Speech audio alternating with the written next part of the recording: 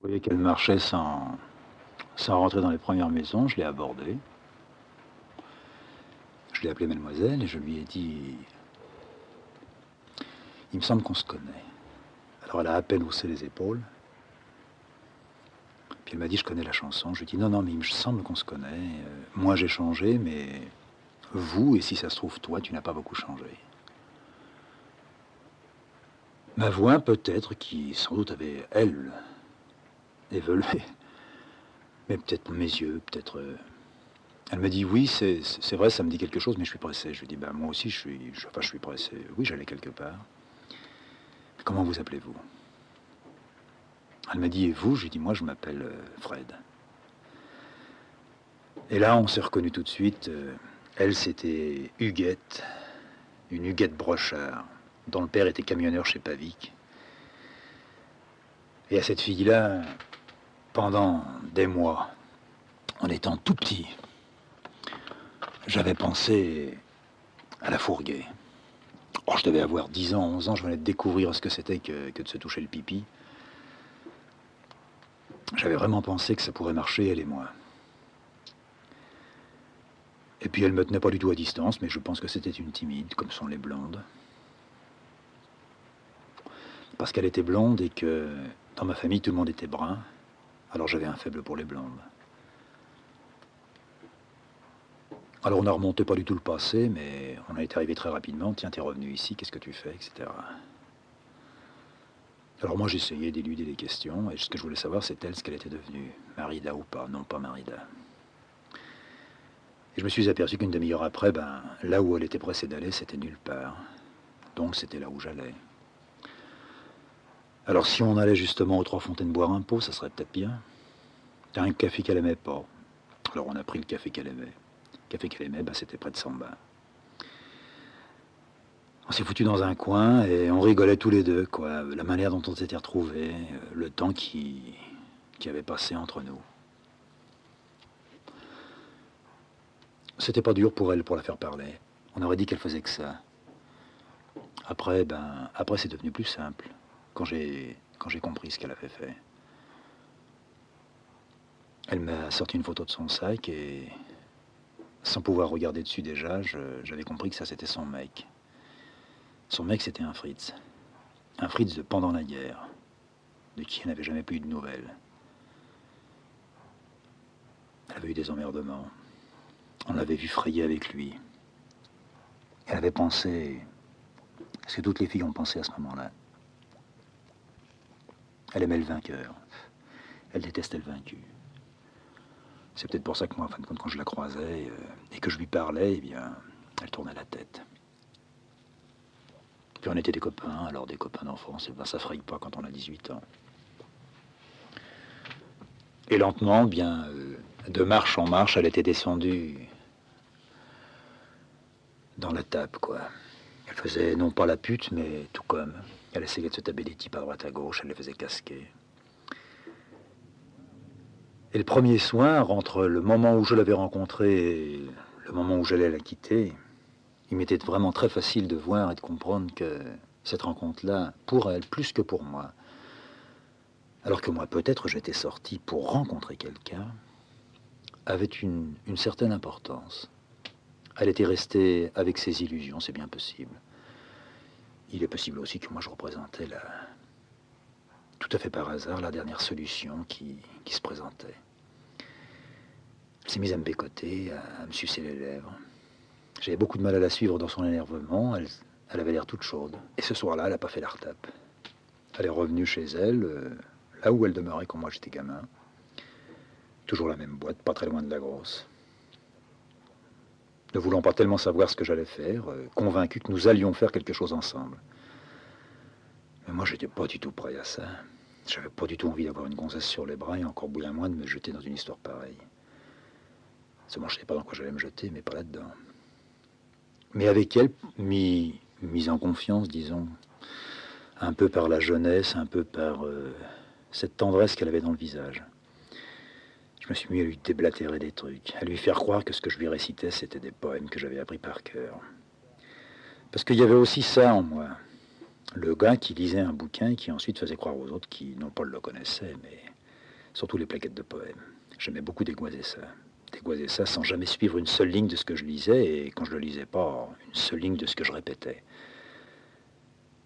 Quelquefois on riait, quelquefois on foutait le camp. Elle a encaissé ça jusqu'au bout, en me disant qu'elle était contente d'avoir trouvé un poète. Puis j'ai raccompagné chez elle, mais très sérieux, très correct, sans la ploter, sans rien. Elle a voulu qu'on se bécote, on s'est bécoté, puis je suis rentré. Et quand je suis rentré, j'ai eu droit à la sarabande avec la grosse. Elle m'avait vu. Elle m'avait vu, cette espèce de grosse conne. Je sais pas qu'est-ce qu'elle était allée foutre là, à cette heure-là, vers 11 heures ou minuit. Vider les poubelles ou faire aussi elle un mec dans un coin, c'était bien possible. Hein. Tout est possible.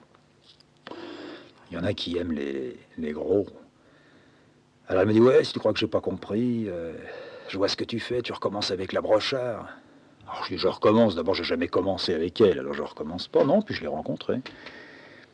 Alors j'étais très détendu, quoi, je me suis mis à lui raconter notre petite histoire. Ouais, mais je vous ai vu où vous suciez la pomme. Bon, ben je dis, puis après, quoi, on fait pas de mal, non. Je suis à un âge où je peux sucer la pomme à n'importe qui. Ouais, d'accord, mais quand même, moi je croyais que, etc. Bon, puis alors toute la soirée, la fin de la soirée, elle m'a fait chier, quoi. On s'est couché côte à côte et je me suis dit, ça demain, il n'y a rien à faire, je prends ma valoche et je me taille. J'avais vraiment envie de me tailler, même le soir même. Hein. Et puis le lendemain, je devais retrouver la Huguette. Alors je n'ai pas fait ma petite valise parce que la grosse, je crois qu'elle avait senti ça dans l'air. Elle s'était mise brusquement à devenir non pas mon gendarme, mais un peu mon ange gardien, quoi, à sa manière. Elle avait décidé dans son coin que j'allais lui donner l'adresse de mes vieux et les tenir au courant de mes activités. Et que je n'allais pas recommencer de sitôt ce que je m'étais mis à faire dans l'après-midi, c'est-à-dire de faire mes tâches partout, de lui dégueulasser sa baraque, et que ça ne le permettrait pas. Et... Bon, on s'est endormi en s'engueulant. Hein. Elle voulait toujours, elle, savoir où est-ce qu'ils sont, et je lui ai dit, demain matin, je te donnerai leur adresse. Et puis le lendemain matin, je me suis levé, puis en douce, je me suis taillé. J'avais un rencard très tard dans la matinée avec Huguette, je l'ai retrouvée.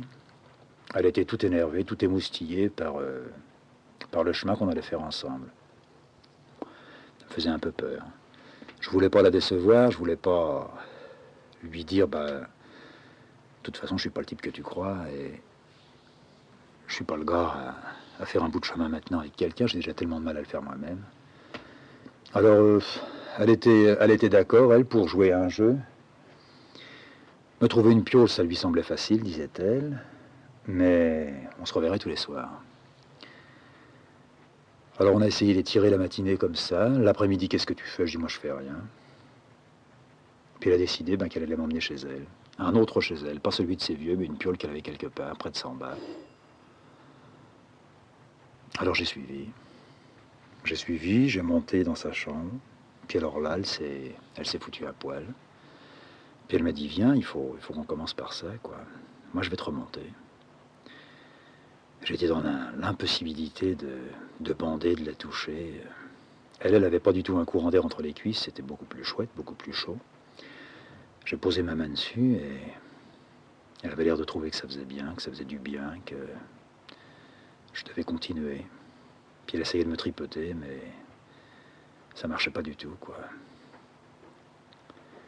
Et quelques minutes après, je me suis mis à retrouver des douleurs que je connaissais, des douleurs dans le ventre.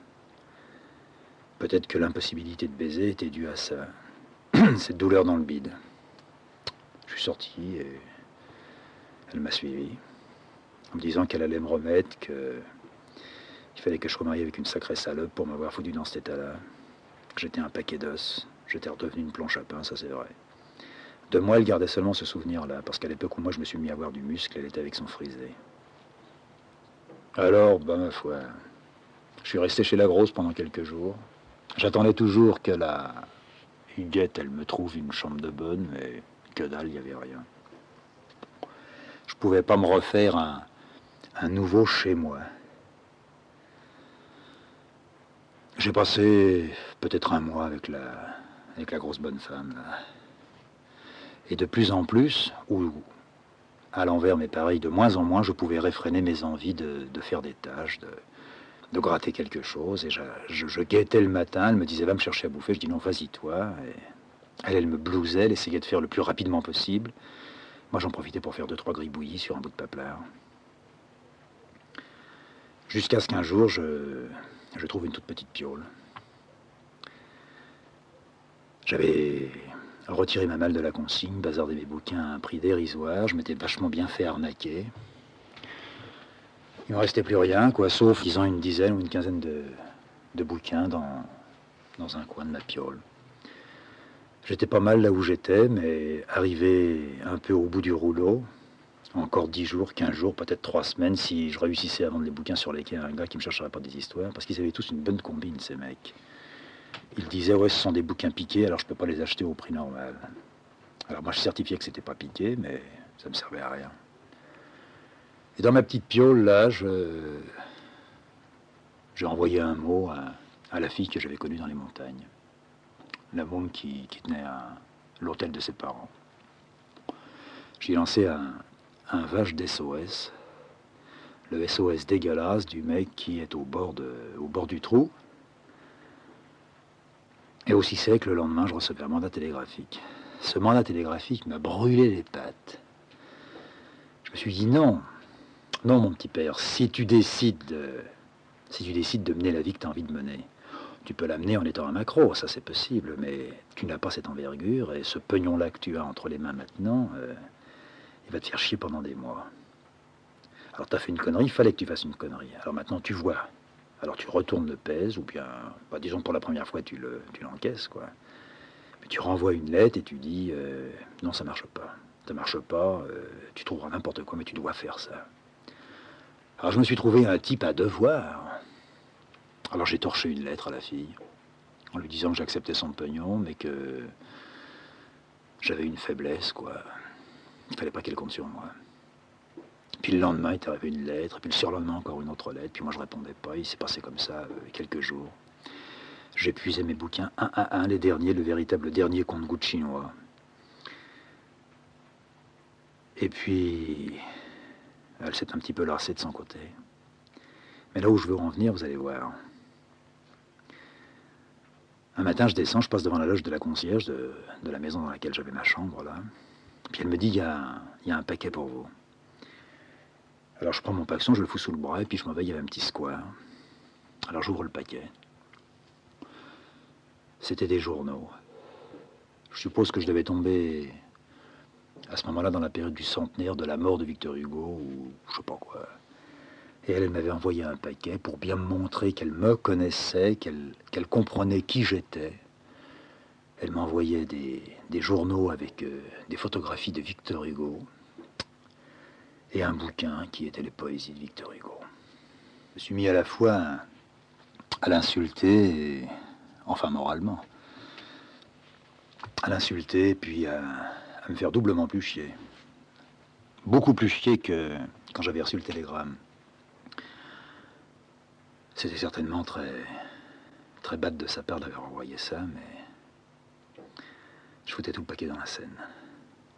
Avec elle, c'était fini. Je passais des journées sur mon petit lit.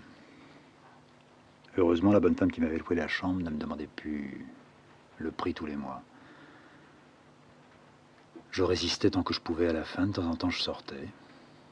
Mais pas du tout misérable pour de rond. Au contraire, je m'étais surpris à laver des chemises et à descendre chez la bonne femme en question et à repasser mes liquettes, à avoir toujours une cravate autour du cou. Petit à petit, tout s'effilochait. J'avais ma belle veste, une veste que j'avais fait faire au Maroc, qui était plutôt une veste d'été, mais qui allait très bien même pour l'hiver. De temps en temps, eh bien, j'essayais de chaparder. Il y avait un crémier, là, pas loin où j'étais, qui le soir oubliait de rentrer ses étalages quand il commençait à tomber la nuit. Alors j'ai piqué 2-3 pommes. Une fois j'ai piqué un artichaut, je l'ai bouffé cru. Il me semblait que j'allais pas mal. J'avais la visite de la grosse, une fois par semaine. Elle en profitait pour m'amener des macaronis, disait que ça me nourrissait, puis du sucre. Elle comprenait pas ce que je pouvais foutre dans une piole comme ça, me demandait dès qu'elle arrivait à trouver du boulot, et je lui disais, je cherche pas de boulot. Mais tu vas pas pouvoir rester là toute ta vie là-dedans, enfin mon pauvre petit, mon kiki, tu te rends pas compte, quoi. Puis tu m'as jamais donné l'adresse des vieux. Or, moi, j'avais écrit aux vieux. J'avais écrit aux vieux, je leur avais dit que s'ils le voulaient, ils n'avaient pas besoin de moisir en bas. Que moi, j'avais tourné une page, une couverture peut-être, que je recommençais à Paris. Et alors les lettres de la vieille, c'était que si je lui trouvais une piole de bonne, eh bien, ou s'il y avait assez de place dans la mienne, ils allaient rappliquer. Alors je me suis mis à chercher une piole, et puis j'en ai parlé avec la grosse.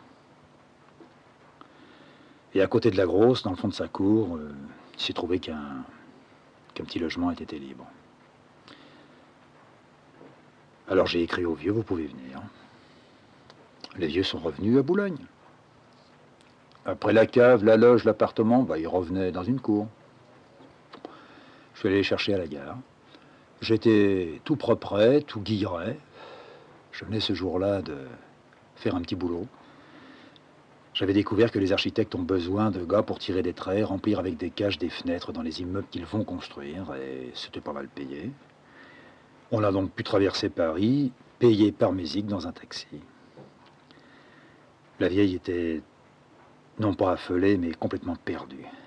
S'était mis à avoir des grands cernes sous les yeux, et de temps en temps, elle me tapait un coup sur le coude pour me montrer dans quel état était le père. Oui, il avait recommencé. En fait, il n'avait jamais cessé. On est arrivé chez la grosse, c'est là qu'ils se sont tapés leur première soupe, et puis ils ont découvert un appartement qui n'était pas un appartement, qui était une grande pièce, qui pouvait tenir le compte de, disons, de chambre, de salle à manger si l'on veut, puis une toute petite cuisine avec un réduit dans le fond. Après la soupe, eh bien, ils sont allés faire la visite. Ma mère faisait la fine bouche, bien sûr. Quand je pense qu'à 20 mètres de là, j'avais un appartement de 8 pièces, bah oui. Bah c'est fini. J'ai dit, bah alors moi aussi, si je me mets à penser, quand je pense qu'à 1000 kilomètres de là, j'avais un emploi, etc. Je dis, mais tu vois, c'est comme ça la vie. Il m'a jamais dit c'est de ta faute, mais il me semblait que je le sentais un peu sur ses lèvres. Et qu'est-ce que tu fais?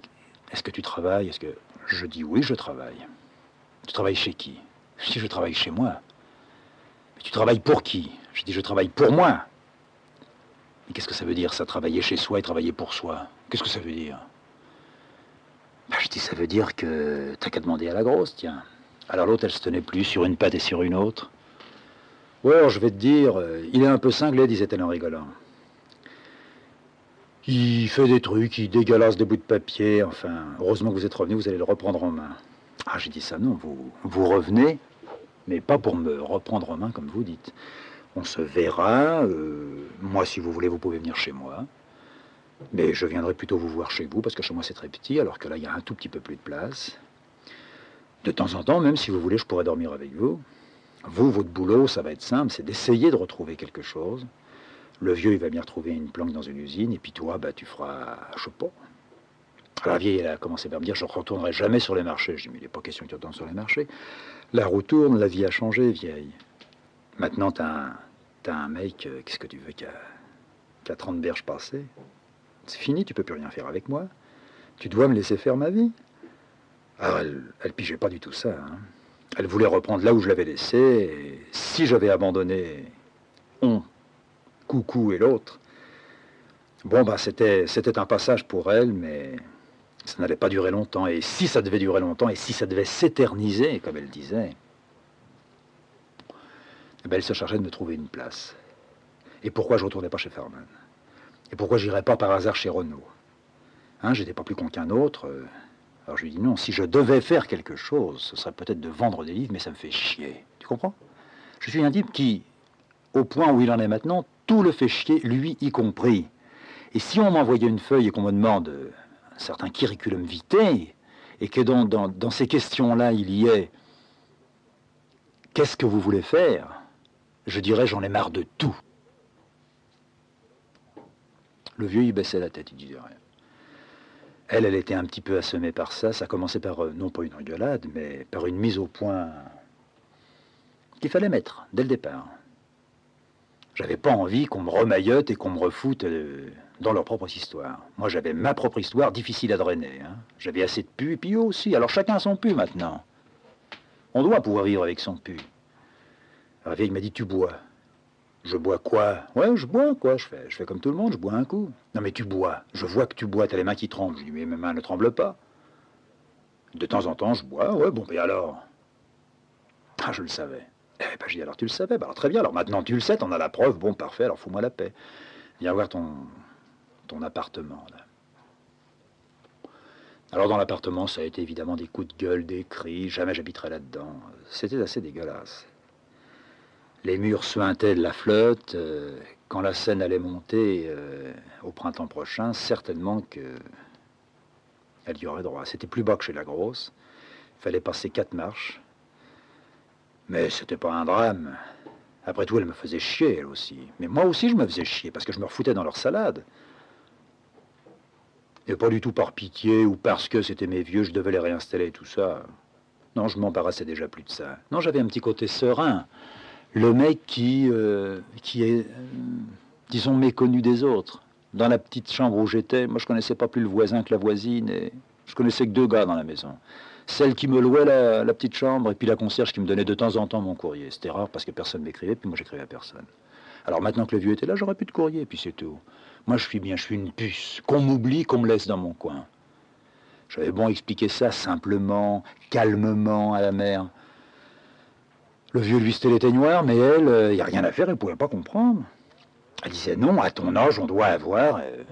Et voilà, et la situation, et le boulot régulier, et si possible retrouver d'être un mensuel, parce que pour elle, la mensualité, c'était tout. Alors, on a terminé la soirée en s'engueulant. Moi, je suis revenu dans ma petite chambre. J'étais bien comme tout. J'avais un peu bouffé avec la grosse, c'était pas mal. Me voilà tranquille pour 2 jours. Je savais que je pouvais tenir à chaque fois 2 jours. Une fois, je me suis fait baiser. Je suis rentré dans une crèmerie. Je ne sais pas si le mec, il savait que je piquais ou pas. En tous les cas, il avait laissé là une étagère de calendos. Ça empestait dans la baraque. Moi, j'en ai non pas piqué. Hein. Je lui ai dit, qu'est-ce que c'est que ça? Il m'a dit, c'est en réclame. Je lui ai dit, alors combien ça? Vous me dites 30 balles. Ah, 30 balles, je les avais. J'ai acheté son calendos. Je l'ai bouffé avec un bon morceau de pain. J'ai fait un repas comme j'en avais pas fait depuis des années. Je bouffais quelque chose qui sentait fort, mais bon. Et puis ça a passé comme le reste. Je m'apercevais que je n'avais pas du tout besoin pour tenir le choc de bouffer de la bidoche, que je n'avais pas besoin de bouffer des légumes. Un bout de fromage et un bout de bricheton, ben ça allait. Ce que je voulais, c'était de temps en temps la petite gnôle de rhum. Ça, le rhum, pour moi, c'était devenu un peu le coco du carburateur, quoi. Alors, ben, les vieux se sont qu'à installés là-bas. Moi, je trouvais que ça allait, quoi. Pour eux, ben, ma foi, pour finir la vie, c'était pas mal. Et puis j'ai laissé passer des mois. Je les voyais pas. Eux, ils n'insistaient plus. Ma mère considérait que j'étais perdu. Elle me disait tout le temps, si tu voyais la tête que tu as, ben, je dis, ben, j'ai une bonne tête, quoi. Puis je venais chez eux, et alors là, je me tapais une grosse plâtrée de pâtes ou de patates. Et c'était un soir, alors que le vieux avait trouvé à nouveau un petit boulot, et ben que la vieille a recommencé à me faire rentrer dans son circuit, quoi. Je voyais bien qu'elle voulait me dire quelque chose depuis plusieurs fois, mais qu'elle n'arrivait pas à le dire parce que le père était là. Et lui, je voyais bien qu'il carburait très mal. Alors j'ai dit à la vieille, bah, qu'est-ce que tu veux me dire puisqu'il n'est pas rentré? Elle m'a dit, bah, ça fait plusieurs soirs qu'il rentre à 10h, 11h. Ça recommence de plus belle. Ben, j'ai dit, bah, alors laisse-le recommencer de plus belle, enfin, quoi. Moi, je reviens pas si c'est pour entendre des salades. Moi, j'ai mes histoires, je ne t'en parle pas. Alors tes histoires, garde-les pour toi, démerde-toi avec lui, fais-lui la morale si tu veux lui faire la morale. Ouais, je peux plus lui faire la morale, d'ailleurs maintenant il est complètement paf, quand on lui parle, il n'écoute pas. Alors laisse-le. Je n'enviais pas du tout mon père.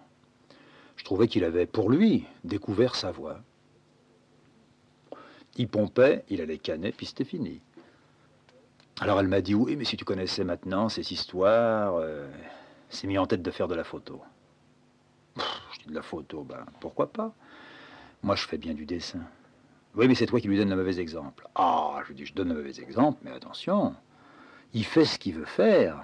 Hein. Si par hasard il a envie de faire ce que je fais, bon, bah ça c'est lui que ça regarde. Si vous n'y arrivez pas pour bouffer, bah alors vous saurez que vous devez faire autre chose. Que le vieux il fasse de la photo, bah je crois que, oui, je pense que c'est assez cher, quoi. Il lui a fallu un appareil, alors il a acheté un appareil. Ouais, il a acheté un appareil, il a demandé un acompte, et puis maintenant c'est des pellicules sans arrêt, et puis il les veut en couleur. Mais alors qu'est-ce qu'il photographie? Eh ben t'entends, je vais te montrer.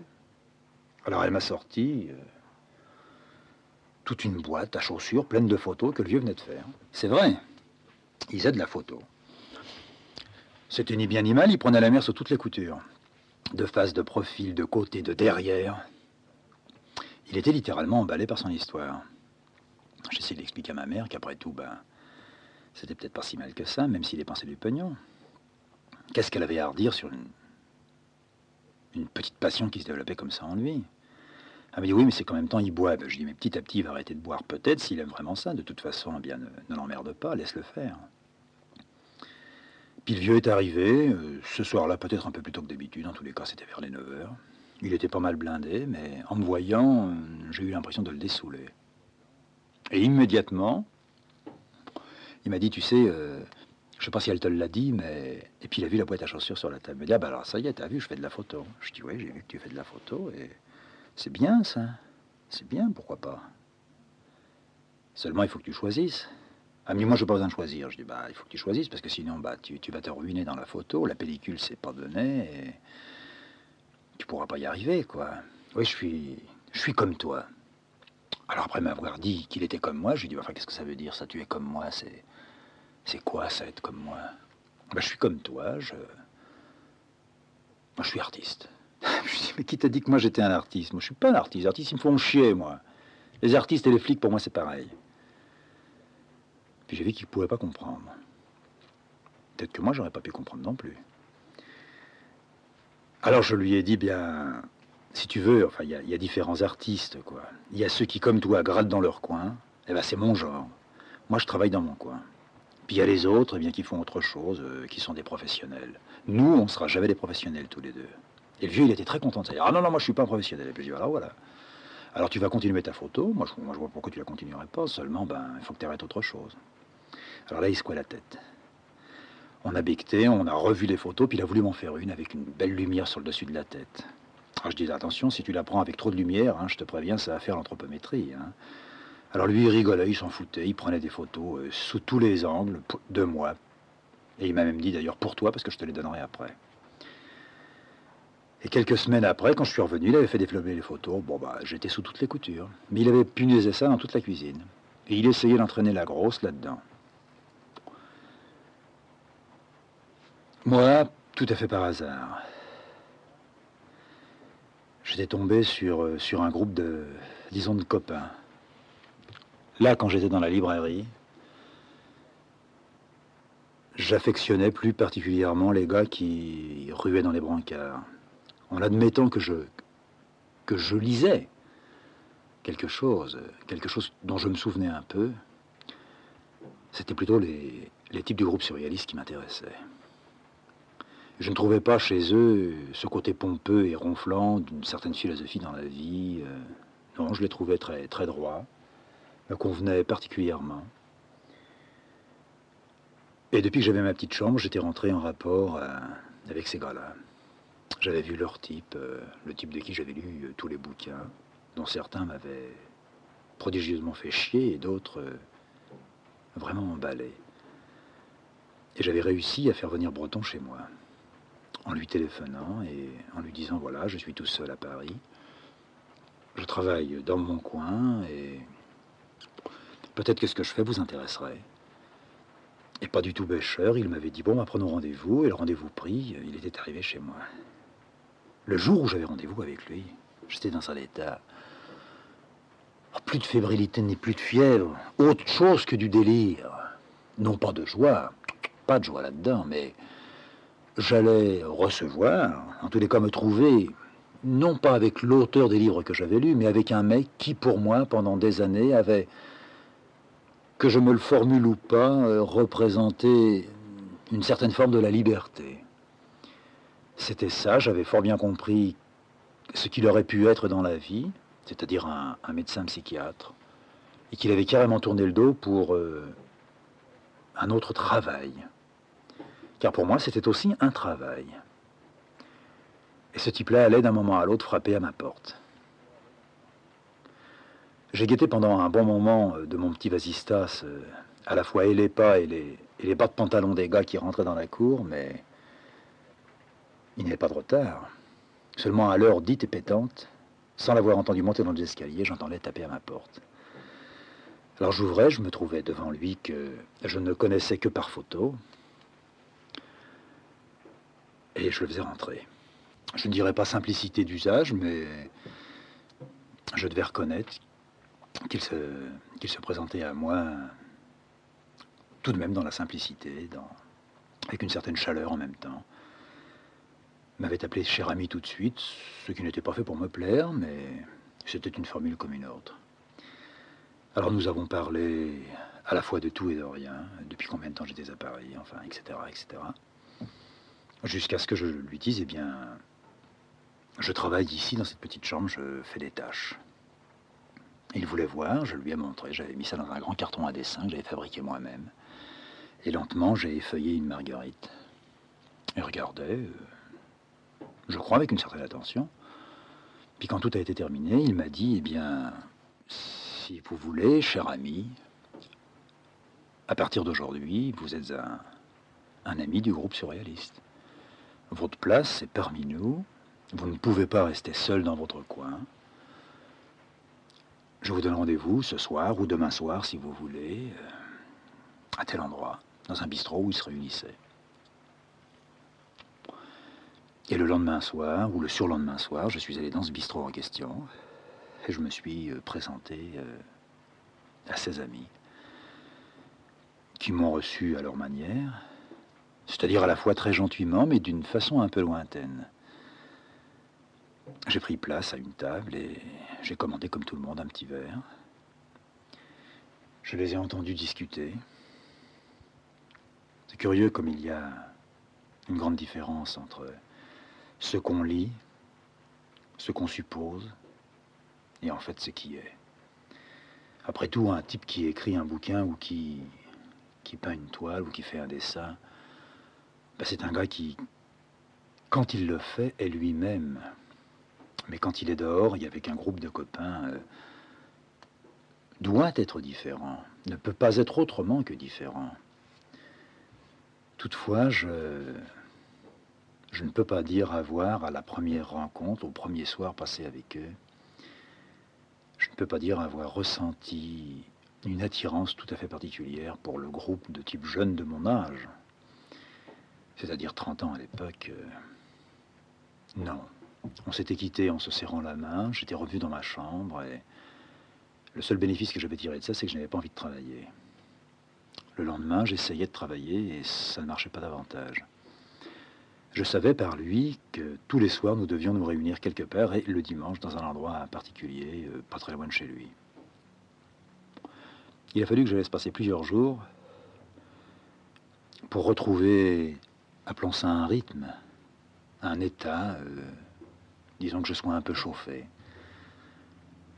De temps en temps, j'écrivais des petits bouts de papier, quoi, pour moi, que je rangeais dans une boîte, moi aussi. Et puis j'ai retrouvé cet élan. J'ai fait plusieurs tâches, plusieurs dessins sur des tâches. Et après ça, comme si je m'étais débarrassé, comme si j'avais chié quelque chose, je suis retourné à la petite réunion du groupe surréaliste. J'ai retrouvé très exactement la même ambiance, qui n'était pas une ambiance lamentable et tout ce que l'on peut imaginer. C'était pas des joueurs de belote, mais avant que lui, il arrive, il tapait des baby-foot ou des pièces qu'on mettait dans des machines, là, les machines clic-clac électriques et qui marquaient des points. Quand il était là, eh bien, tout le monde avait l'air de se mettre au diapason. Et dès qu'il levait, qu'il disait, bon, bah alors maintenant, nous rentrons, au revoir, chers amis, les baby-foot reprenaient. Je veux pas dire que s'il y a une chose que j'exècre, c'est le baby-foot. Moi, j'ai rien contre le baby-foot. Hein. Mais je trouvais que ça ne casait pas très très bien. On parlait de tout un tas de trucs, mais je ne dirais pas de choses sérieuses. Dans un bistrot, ça n'est pas possible et j'avais été prévenu par lui. Mais tout de même, on était en plein procès de Marie Bénard. Et moi, Marie Bénard, je l'avais au cul. Qu'elle ait tué, qu'elle ait été une innocente ou pas, je m'en branlais. Or, non seulement les gars du groupe se passionnaient pour Marie Bénard, mais lui aussi en parlait. Il n'essayait même pas de remettre le train sur des rails nouveaux. Pour lui, ça pouvait être un sujet de conversation. Et moi, la conversation, j'aime pas ça. Bien sûr que dans un café, je l'ai déjà dit, mais je peux le redire, On va pas discuter de peinture ou de littérature, ça me faisait chier. Disons de poésie, quoi. Du dernier bouquin de Tartampion qui venait de sortir, et que ceci et cela. Moi, je m'en branlais de leurs histoires. Mais ces histoires-là, à la rigueur, je les aurais voulues, je les aurais choisies, même si j'avais pu. C'était pas possible que des gars du groupe surréaliste, comme moi je les avais connus à travers les livres, puissent se réunir dans un troquet, et alors peut-être qu'on me cachait quelque chose. Peut-être qu'après tout, j'étais un novice et que je devais passer ce noviciat dans un bistrot avec des baby-foot et des baby-foutres, jouer au clic-clac de la machine électrique et rentrer chez moi, peut-être que quelque temps après, une fois passé ces premières semaines ou premiers mois, on me ferait rentrer dans la grotte. Seulement de grotte, il n'y avait pas. Et moi, j'avais tort d'attendre quelque chose, puisque j'attendais rien de moi. Je le sais bien que mon erreur était de là. Seulement, ça commençait à me faire chier. Il n'était plus question d'aller voir les vieux et tout, je m'en foutais qu'ils crèvent, ceux-là. Seulement moi, dans ma petite piole, je sentais que je commençais à pas du tout m'énerver, mais à devenir de plus en plus exigeant. C'est-à-dire que ce que j'avais passé, que d'autres ne passeraient jamais ou que d'autres passeraient en pire, sans jamais essayer d'expliquer mon état d'âme, parce que s'il y a vraiment quelque chose dont je me fous, c'est ça. J'attendais quand même autre chose que ce qu'il semblait me donner. Et quelquefois, le soir, j'ai tenté une vague question. Moi, je suis venu... Oui, disons, je suis venu à cet état-là, à cette mentalité que j'avais. J'y suis venu par un peintre. Il faudrait que j'en parle pendant des mois. J'ai non seulement par le peintre découvert son œuvre, mais par le peintre j'ai connu une nouvelle maladie qui était une sorte de clépathologie quotidienne. C'est-à-dire que mes applications de tissu, elles n'étaient pas jaillies de moi, de mon tréfonds. Faux. Pas du tout, je l'avais pris chez lui. Et j'avais même pensé qu'il n'était pas interdit de, pas plagier, mais de remettre un peu ses pieds dans les empreintes d'un autre mec qui était passé avant moi, puisque ce mec-là correspondait peut-être à quelque chose qui se trouvait en moi. Puisque les applications de tissu, non seulement je les goûtais, je les mangeais, je les suçais, mais j'avais envie d'en faire, parce qu'elles correspondaient à quelque chose que s'ils ne les avaient pas fait, peut-être que moi je les aurais faites. Alors je me suis mis à nager dans l'eau clé, dans le fleuve clé, à marcher dans le pays clé. Et j'avais pas été loin de penser que certains de ces dessins particulièrement étaient des dessins d'un gars qui avait réussi à trouver un certain équilibre, parce qu'en lui s'agitait pas du tout un démon, s'agitait tout autre chose, qu'il voulait développer et qui le mettait en danger. Et ce danger-là, il le vivait, il l'assumait. Moi, je voulais l'assumer, mon danger. C'est pourquoi j'avais arrêté banalement de me révolter. Très tôt au début, j'ai compris que la révolte, fin de compte, ça ne menait nulle part, c'est de la couille. Mais très tôt aussi au début, j'ai compris que le travail servait à quelque chose. Et ça, j'ai été, non pas con, mais pas du tout, mais un certain travail, ça a un sens. Un boulanger qui fait bien son pain, pour moi, c'est un mec. Mon père, lui, pas de peau ou pas, il n'a jamais fait un boulon en jouissant de faire son boulon. Moi, j'aurais voulu faire un boulon en jouissant de mon boulon. J'aurais aimé passer ma vie à pousser des chariots et à me dire « je pousse un chariot ». Seulement un chariot, ça vous remplit pas. Un boulon, ça peut vous remplir si vous le limez bien, si vous le filetez bien, si vous le sortez bien de son alaise et tout ça. Pourvu qu'il se visse sur l'écrou, c'est parfait. Seulement, il ne faut pas faire ça toute sa vie. Alors moi, Clé, je le suais. Clé, je le transpirais, je l'incubais. J'avais un bouillon de culture de Clé dans ma peau. Et puis je m'en cachais pas.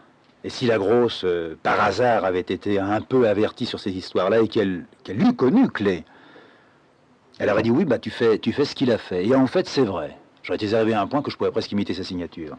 Des fois, ça me faisait chier. Il y avait une petite différence, et ce qui me consolait. Différence dans la signature et différence dans le reste. Mais quelquefois, une différence que je forçais, que je recollais par-dessus, qui était un faux. Mais je faisais pas du Clé vraiment. Je me disais pas, je suis Clé à nouveau, il est mort, mais maintenant, je suis le successeur. Pas du tout. Seulement pour moi, Clé, c'était un départ. Mais n'importe quel départ peut être bon pour n'importe quel type. Moi, j'avais découvert qu'il fallait un gourou. Un gourou à travers le bouquin de je ne sais pas qui. Ce que c'était qu'un gourou. Ben, un gourou, ça compte dans la vie d'un mec. Ça n'existe pas un mec qui naît et puis qui se met à chier comme ça tout seul. Le gourou pour le mec, eh bien, pour le petit mec, eh bien, c'est sa mère ou son père. Puis lentement, ben, il envoie tout chier et il faut qu'il en trouve un. Moi, j'en ai trouvé de trop, mais qui n'étaient pas des vrais gourous. C'était des faux gourous, des gourous pour eux-mêmes. Pas un gourou pour moi. Pouvait m'être d'aucune utilité. Pas plus la marine, le marin, tout ce que l'on peut imaginer, la Pernod qui m'a dépucelé tout le bazar. Non, c'était pas des gourous. À peine initiés et à peine sorti de moi le jus qu'ils avaient trouvé, eh ben, ou bien moi je les plaquais, ou bien eux ils me plaquaient. De toute façon, on était des chaussettes. Alors j'avais trouvé, pour moi, qu'un type était important. Ce type-là, c'était lui. Paul Klee. Il pouvait me mener de tous les chemins, même à devenir un navigateur, un savonnier, un tueur, un boucher, n'importe quoi. Il pouvait me mener, il allait me mener. Alors je m'étais mis à faire ça. De temps en temps, il arrivait que je me défasse complètement de lui et que ça soit tout à fait merdeux. Ma fresque n'avait rien à foutre avec lui. Mais les petites tâches que je faisais, que je foutais sur les murs, n'avaient pas grand-chose à faire avec lui. Pour moi, la tâche, c'était un glavio. Un glavio pas du tout qu'on fout à la face de la société. Moi, je m'en branle de la société. Je vis dedans, puis c'est tout. Comme des poissons. Mais quand je me foutais dans mon petit réduit, puis que j'écrabouillais mes tâches, c'était Bibi Lolo qui faisait des tâches. Je faisais ma propre tâche. J'étais pas en train de me créer quelque chose. M'en fous, moi, de la création. Ce que je voulais, c'était arriver. Ça, je le savais pas. Mais là, à partir du moment où je suis tombé dans le groupe surréaliste, alors là, j'ai compris que, fin de compte, j'avais été plus gourmand qu'eux. Moi, breton, je vais pas dire que je m'en fous, c'est pas vrai. Il y a eu deux gourous, fin de compte. L'un, c'était Paul Klee, puis l'autre, c'était André, breton. Seulement, je sais pas si Klee, il se réunissait dans les bistrots tous les soirs à faire le coin avec un baby-foot ou avec un billard à l'époque. Mais je les aurais eu plutôt molles, hein.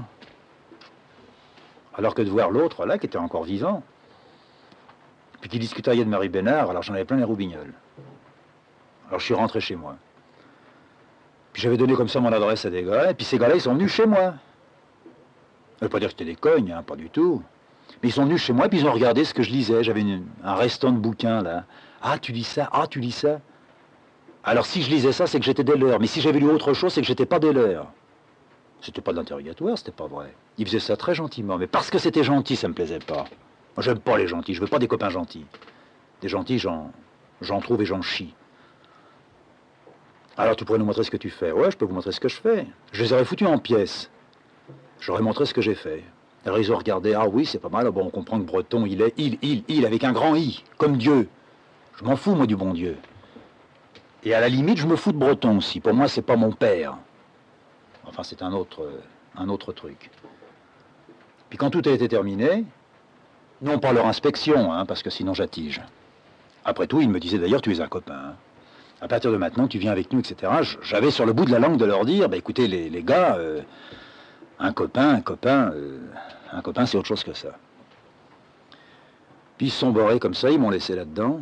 J'ai passé une nuit, mais à devenir fou. J'aurais déchiré mes tâches, j'aurais foutu les bouquins dans les chiottes. Le premier à partir dans les chiottes, ça aurait été breton. J'allais dire non. Ah non, si c'est ça, alors zéro. Seulement là aussi, comme ailleurs, je me suis gouré, quoi. Je me suis gouré pour une seule raison, c'est que je ne devais pas attendre d'eux. Eux, c'était des gars qui ne vivaient que par procuration. La procuration, c'était l'autre qui la signait. Les petites séances du soir passent encore. Une autre fois, il y a eu une séance. On devait se réunir sans lui chez un gars. Alors on est arrivé chez lui, près de sa maison. Moi, j'ai rien contre les gars qui barbotent, hein. Seulement, ils se sont mis à piquer dans une boutique chez des mecs. Ça me semblait enfantin. Qu'on bouffe quand on a du pèse, puis qu'on se mette à piquer quand on n'en a pas, pour moi, il n'y a pas de problème. Si on n'a rien à se foutre sous la dent, bah, il faut aller le chercher là où il est, sans pognon, sans se faire piquer. Mais ces mecs-là donnaient l'impression d'être des dandys à leur manière. Oh, il y avait l'alcoolique comme toujours, et puis l'autre mec qui devait certainement traîner sa chaude pisse, et puis l'autre qui était toujours en train de gueuler contre les curtons. Moi, les curtons, je m'en fous, moi. Moi, maintenant, c'est fini, ce problème-là. Je l'avais quand j'avais 15 ans. Mais pas à 30 berges, 32 berges. Alors on est allé chez le mec. Puis alors on était une dizaine là-dedans. On parlait de tout, quoi. On sortait tous les noms, des espèces de serrures qui s'ouvraient avec des clés particulières que chaque type possédait. Qui parlait de Bronner, qui parlait de Max Ernst. Puis d'autres trucs, comme ça. Mais tout ça, on le savait, on n'avait pas besoin de refoutre nos pattes là-dedans. Qu'est-ce qu'on pouvait faire, ça, je ne le savais pas. Peut-être gratter dans notre coin et de temps en temps nous manifester, ça, c'était possible. Mais il y avait encore manifestation et manifestation. Parce que, fin de compte, tout petit bout de papier que les types signaient foutait le camp dans une revue qui, dans 10 ans, ils le savaient, peut-être vaudrait 1000 balles, 2000 balles, 3000 balles, 10 000 balles. Alors que eux, quand ils écrivaient les premiers, disons, le surréaliste au service de la Révolution, ça me semblait quand même tout autre chose. Oh, je rêvais pas de révolution, oh là là. Révolution, moi, je sais très bien que je la ferai pas et que je la verrai pas. C'est moi la poésie pour tous et par tous, hein. Elle prenait un drôle de virage. Alors chez le gars en question, il y avait des jeux. On aimait les jeux. On faisait des jeux pièges, des jeux du hasard. Après le cadavre esquis, ils avaient fait des sous-produits. Paraît-il que lui, il aimait ça aussi. Il trouvait que c'était pas mal. On m'avait aussi glissé dans l'oreille qu'il s'intéressait à la cabale. Alors ça, c'était la fin de la fin, hein.